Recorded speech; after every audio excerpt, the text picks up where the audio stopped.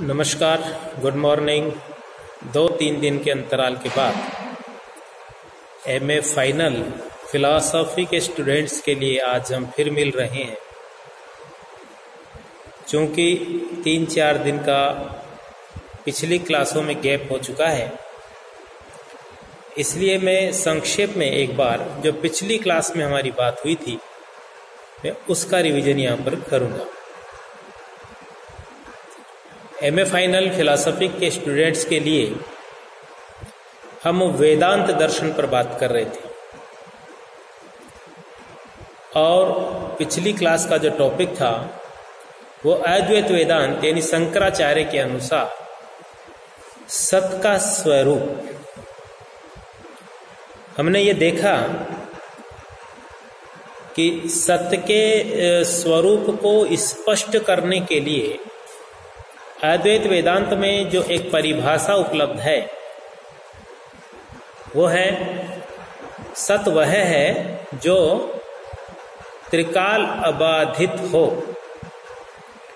अर्थात त्रिकालाबाधत्वम सत्वम, जो कूटस्थ नित्य और सदा एक रस और अपरिणामी हो। इस अर्थ में ब्रह्म या आत्मा ही सत्य है और वही परमार्थ है।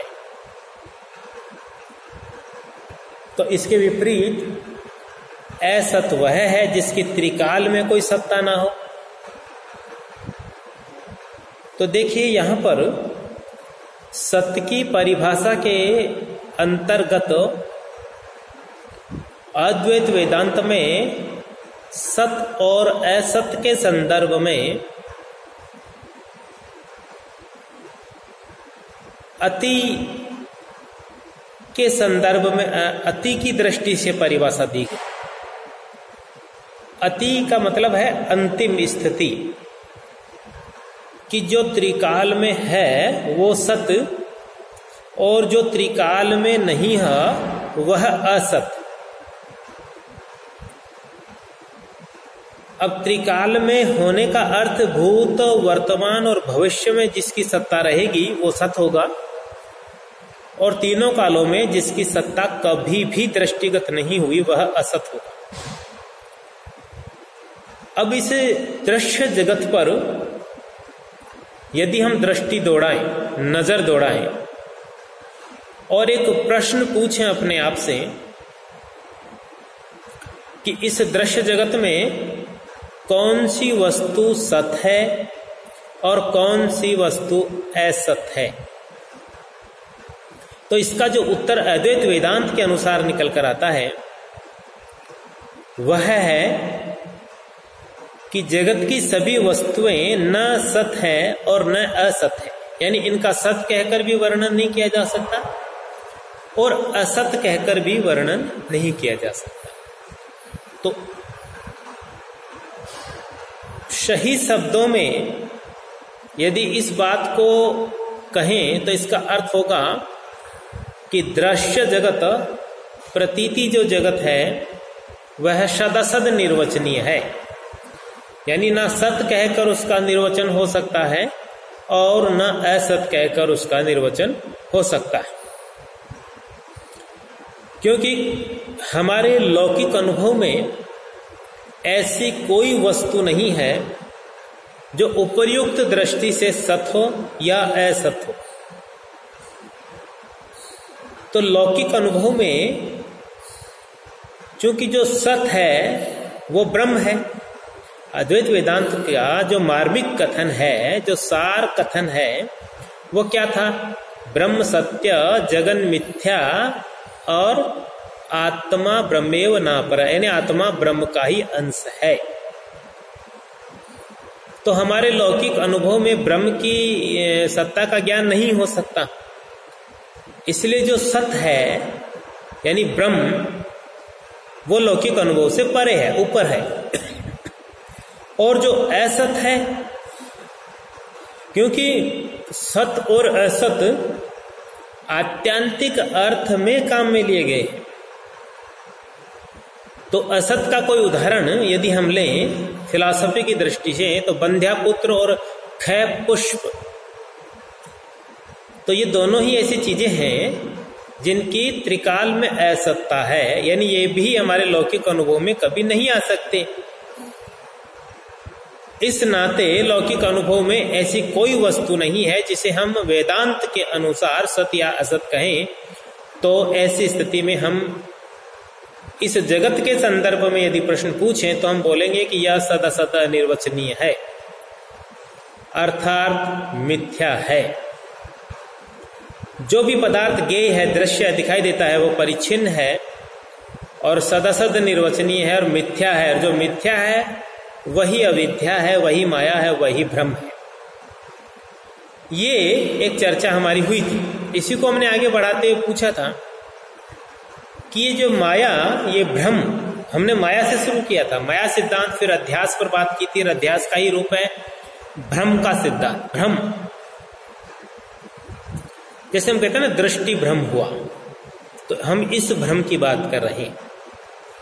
तो अविद्या, माया, भ्रम ये एक ही चीज है, लेकिन इनको बहुत ही बारीकी से, सूक्ष्मता के साथ इनकी व्याख्या की गई।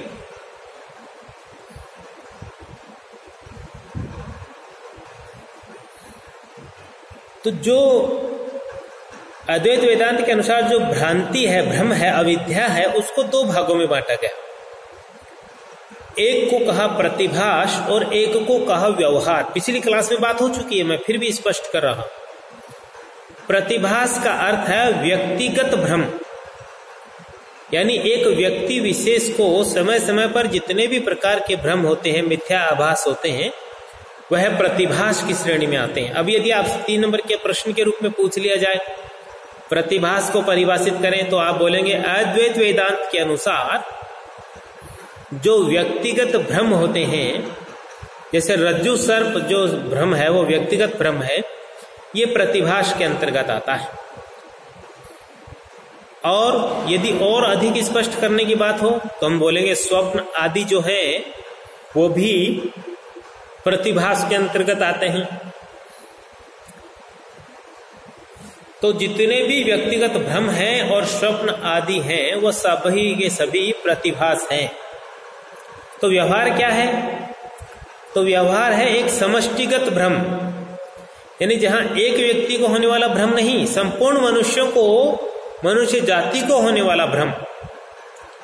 तो ये मनुष्य जाति को होने वाला भ्रम कौन सा है? यह है इस जगत की प्रतीति। ये जो जगत है इसे हम सत मान रहे हैं, ये भी एक भ्रम है, ये भी मिथ्या है, क्योंकि अद्वैत वेदांत में प्रारंभ में कह दिया जाता है कि जगत मिथ्या है, लेकिन हम इसको यथार्थ मान रहे हैं, यह भ्रम है, ये समष्टिगत भ्रम है। तो इसको नाम दिया गया व्यवहार। तो व्यक्तिगत भ्रम को कहा गया प्रतिभास और समष्टिगत भ्रम को कहा गया व्यवहार।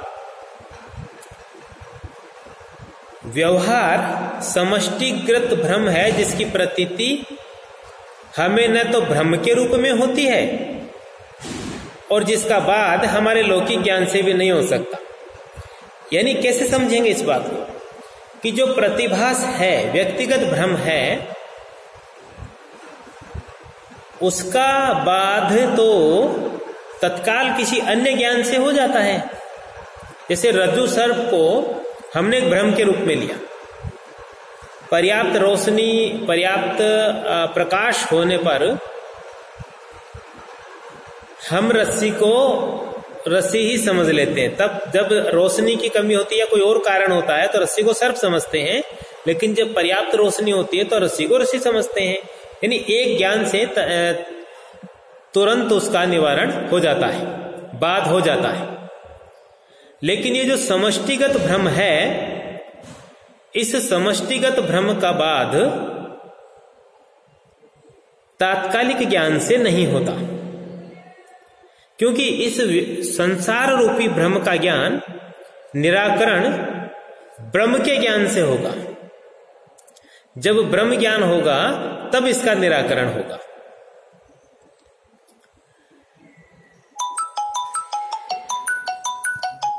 तो इस तक की हमने कल चर्चा की थी। अब इस पर हम आगे बात बढ़ाएंगे।